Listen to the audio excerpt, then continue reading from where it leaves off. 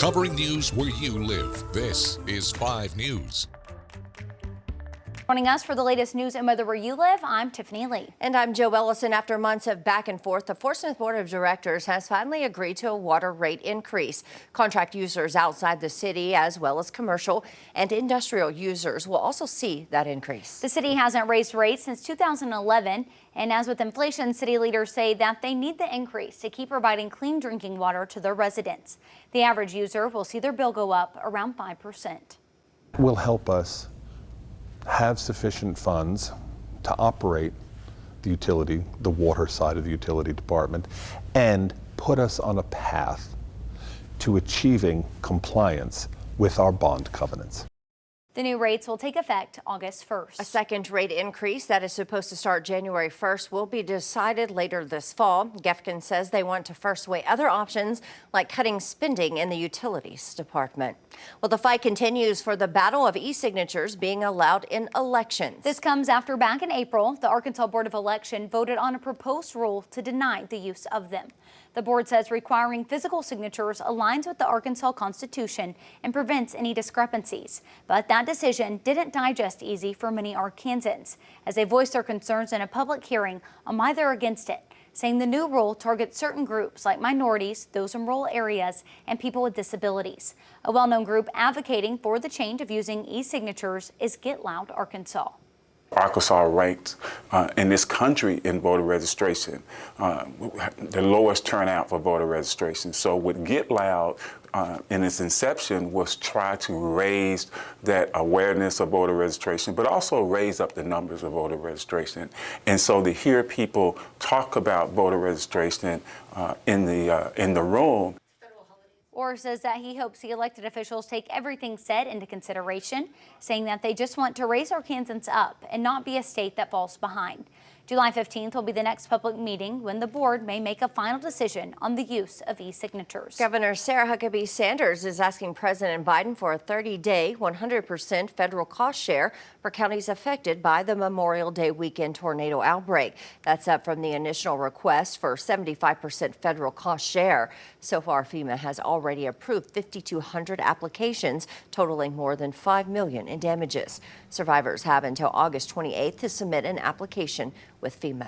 All right, we're going to get to more news for you in just a minute. But first, let's send it over to Bella for a check of the forecast.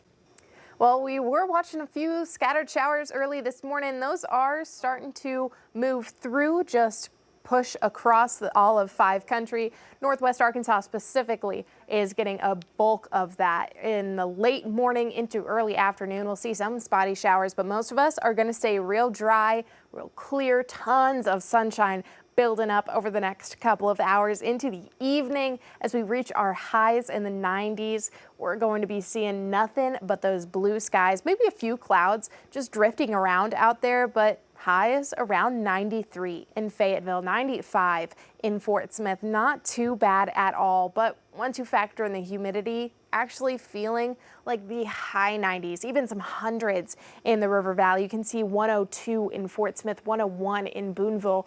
In Fayetteville, feeling closer to about 96. Not too bad, but definitely a lot warmer than our actual temperatures are leading us to believe. As we get later on into the weekend, we're going to see these continue to build up. We'll see heat index values up in the hundreds for the next couple of days. Saturday in the River Valley pushing 104, by Sunday pushing 106. So it is going to be a very hot and sunny weekend for us. All of this because of high pressure sitting off over our west. That's continuing to funnel in warm, dry air to 5 country. Arkansas and Oklahoma definitely feeling that build up over the next couple of days until our low tries to creep down. That high retreats a little bit, gives us some space to get a little bit more rain in there for late or mid next week. We'll see a few sprinkles helping to drop our temperatures back into the 80s and low 90s. Until then, we're going to feel nice and warm.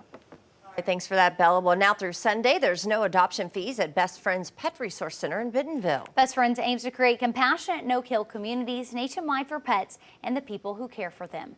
Well, improvements to Prairie Street and Southwest Avenue in Fayetteville are about to get started. Yeah, starting Monday, a section of West Prairie Street will be closed to through traffic. This is so crews can start sidewalk and those improvements for the area. This project will happen in 3 phases over the next year and include adding new crosswalks, flashing beacons at the Razorback Greenway crossing, and new landscaping.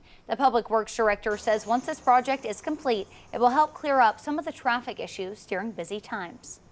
As the city expands, we have the development continuing south.